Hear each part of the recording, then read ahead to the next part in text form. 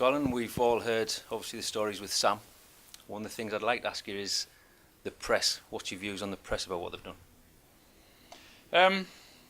We know what the media are like in our country, particularly when you're England manager.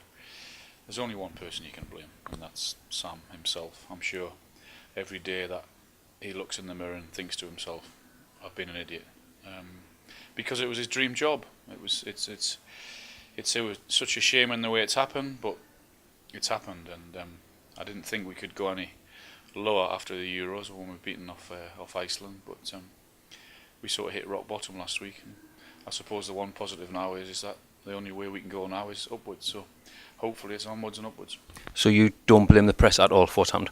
No, I don't think you can. It wasn't nice. I don't think it's good, but I think when you're England manager, then you know what scrutiny you're going to be under. So Gareth Southgate, good appointment at the moment? Yeah, I think it is a good appointment. I think it gives everyone a bit of breathing space. He will know a lot of the players through the under-21 setup. He worked at St George's Park when England were there, of course, when he was training the 21. So he'll know that. He'll bring a freshness and enthusiasm. And I think it's right that we give it to an English person. I think England should be managed by an Englishman. And he's got the best interview for the job. He's got 4 games, and I hope he does very well. And if England couldn't call him for yourself, whether it was the main job or assistant, would you be keen?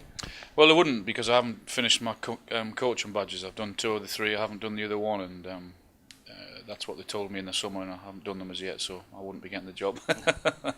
I want to come off track a little bit. It was a question that I'd been asked on social media. Match of the day. Yep. When you're there, how much work do you do prior to the scenes, or is a lot of it already done for you? No, nothing's done for us. We have to. I leave Newcastle at 8 o'clock on Saturday morning-ish. Get down to Manchester at about 11. Watch the first game. Come in at 12:30 and take our notes and do our analysis bits, and then very similar at 3 o'clock. We have all the games coming through live, and then we pick a game which we think is going to be the biggest game of the day. Do exactly the same. Sit and take our notes with the analysis guys. And the same again at 5:30, and then we go into the editing suite at about 8:30 for an hour.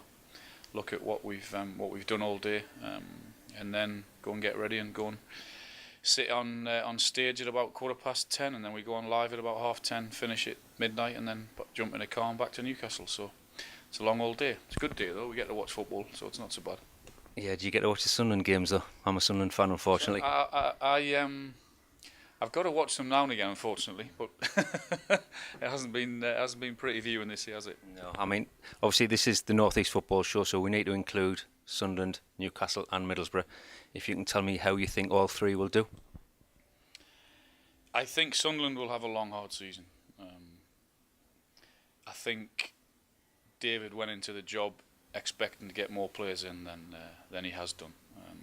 And I think he'd be probably disappointed with the number of players that he brought into the football club. And I hope he can do something about it in January, because I do genuinely believe he's a decent manager. I think it was a good appointment, but you've got to back him. And Middlesbrough, I think they'll have a better chance than Sunderland to stay in the Premier League. I think they've had a decent start, nothing spectacular yet, but no, I think they'll have a decent chance of staying up. And obviously Newcastle. Well, it won't be as easy as everyone thinks, and I think the games that have happened so far tells you that it's going to be one long, hard slog, which it is in the Championship.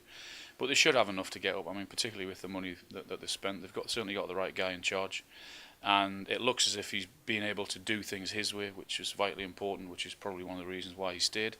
So yeah, I think we'll get promoted, but it certainly won't be a walk in the park.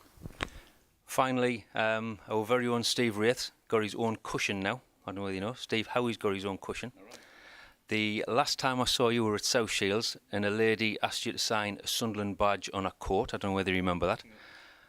What else have you been asked to sign unexpectedly like that? What time is this going out?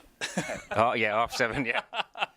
Well, I can't tell you what else I've been asked to sign. That I politely declined anyway. All right, listen, Alan, thanks very much. Thank you.